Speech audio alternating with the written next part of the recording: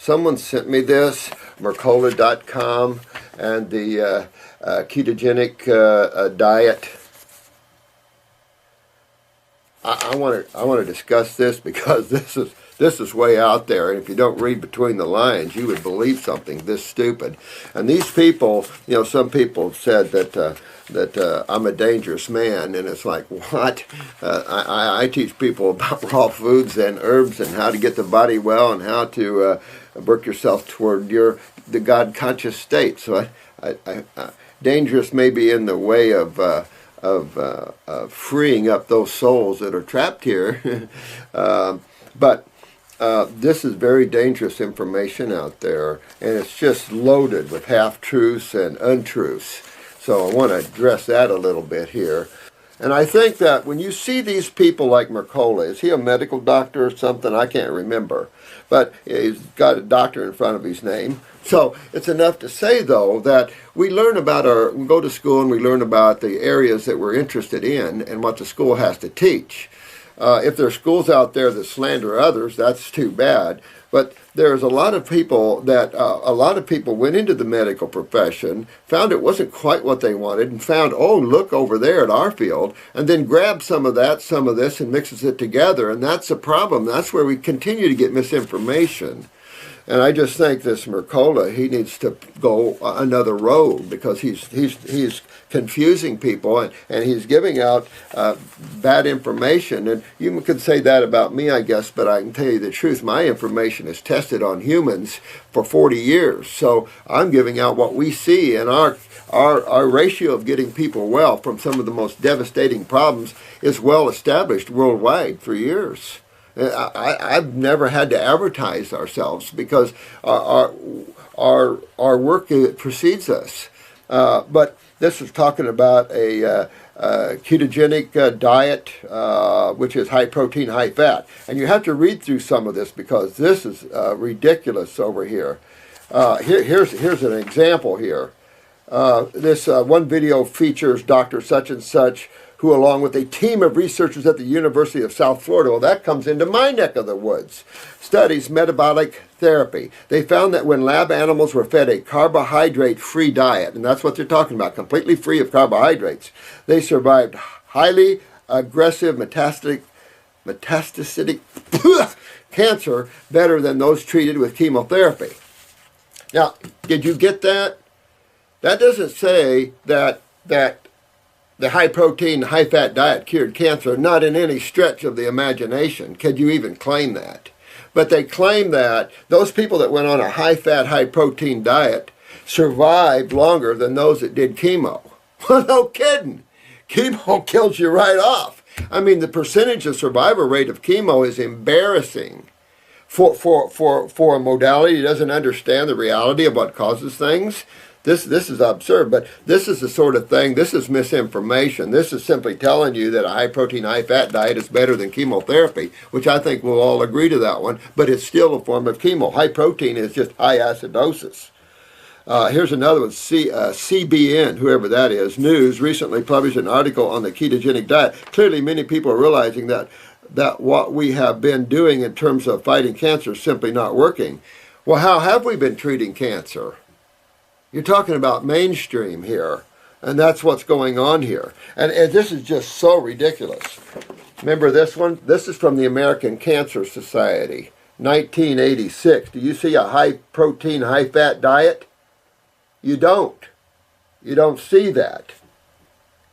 Because that's a diet that gets you in trouble. That's a diet that kills you. You know, I tell you what, those that have, life-threatening problems, don't try this at home.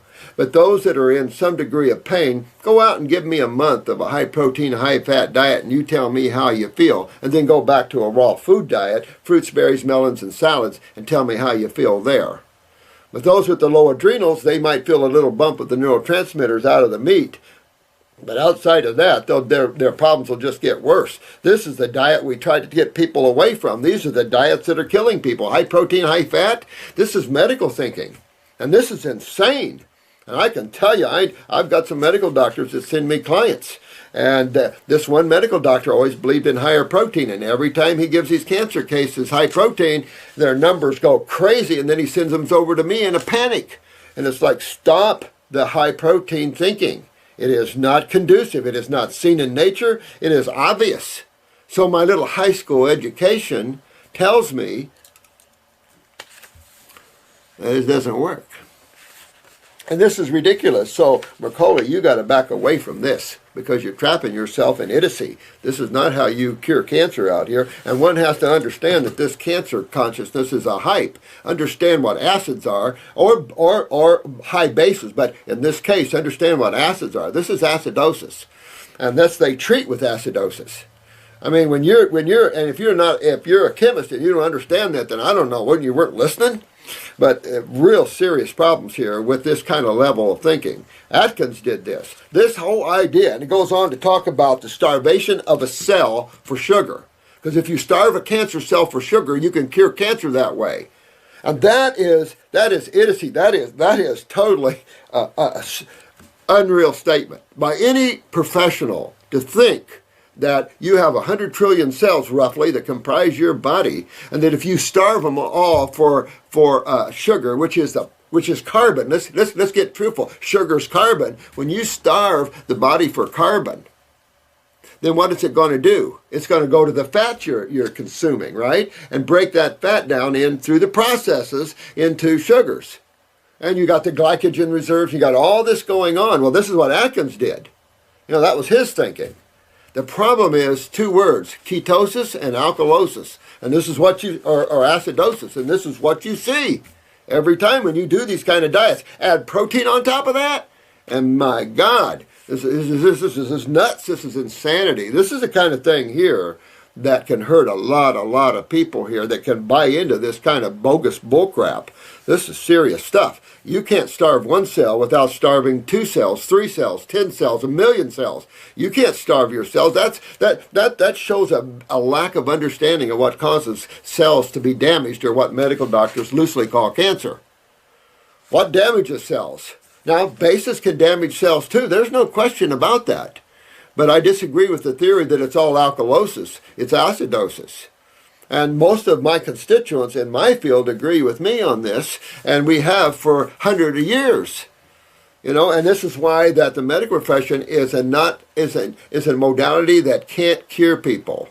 The most they can do is suppress symptoms, which leads to Hellville. And this is sad, and we got to come out of this level of thinking. And these things, whoever sent this to me, it just is, we've already covered a lot of this, but you see this in black and white sometimes, and you see these docs, I don't know what they're doing with themselves, but if they got any type of Nobel Prize for this, they need to give it back, because this is what kills people. And so this is ridiculous. The concept of starving a cell, a cancer cell of carbon, is idiocy. The whole understanding of it's ridiculous. You can't starve the body for sugars. That's insane. That's not going to happen. Carbon is sugar. This concept of sugar is ridiculous too. There's so many different levels of sugar as there are amino acids and proteins. And it's all divided up into pHs like we said before, but fuel is the essential need of every cell. It's essential need of everyone, fuel. Don't you guys out there get trapped into this sort of things, because this is loaded with a bunch of crap in it, and it just really will only lead your patients or clients into serious trouble.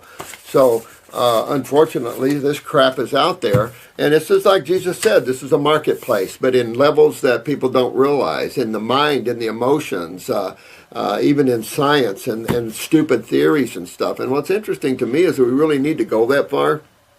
It's easy to tell the anatomy and physiology of the human. It's easy to compare it to the other vertebrates in nature. That's pretty easy. It's obvious we look like one particular species, both internally and externally, but we're a more refined species yet, and our abilities, our neurological systems, and we don't understand that. So it's just interesting, and the fact that we've done things in the past, like be caveman eating on meat, that we want to return there for some reason because we were healthier then, that's bullcrap. That's all bullcrap. Man didn't live long back then.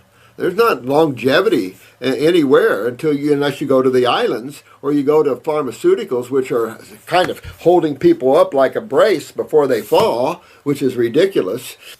My aunt was high fruit vegan at one point, then she got breast cancer, and cured it, excuse me, with supplementation and a paleo diet, paleo diet. 5 years later, she won the Canadian Women's Doubles Tennis Championship in Canada for over 40 division, the one-shot magic bullet.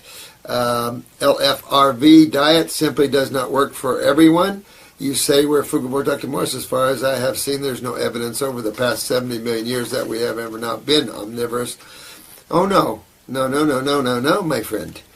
Secrets of longevity, no way. You're looking only at northern climates. You're not considering tropical climates at all. Tropical climates have not been omnivorish diets, sorry. So you're only looking in part of the world, and you're looking at a part of the world that man migrated, that survival required that, absolutely. So you're not adding that into that equation. But just anatomy and physiology comparisons of species will help you out there. Compare the species, not what man did. And this is another thing that it's important, I think, that you guys understand. It isn't what we've done. What we've done is why we're here. You got that? Why we're here, why we have kidney failure, bowel failure, why we have adrenal failure, why we're so full of cancers. 5 people out of 5 people, 4 have cancer. So 5 of you watching right now, according to the latest statistics, 4 of you are sitting there with cancer in you. That's pretty incredible. But we could go back to the same way we were. We could go back to the omnivorish diet that you all claim is so healthy. Why this lady couldn't deal with fruits, who knows? I'd have to see her case. We do nothing but help people in their health programs on these fruitarian diets, and not too many people die here. So if she overcame breast cancer eating meat, she didn't do it on the diet. She took something else that did it for her. That's all I can tell you, because you can't overcome cancer eating meat. I've never seen that, ever. So, she did something else there, my friend. But, don't try to bring in the past. Bring in the new. Awaken to the now and what's going on. Why is the fruitarian lifestyle coming back?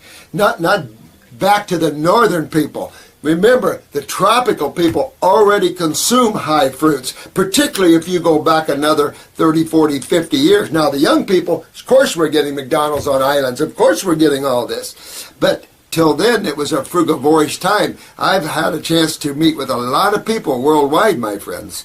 And the healthiest people, the tropical people. And when I see them raised on fruit exclusively, they're in their upper 90s, 100s every time. So you can't tell me that going back to a paleo diet of eating meat is a healthy way to go, because it isn't. You can think that all you want, and you can live in the past all you want, but man has never been healthy on a paleo diet. Sorry.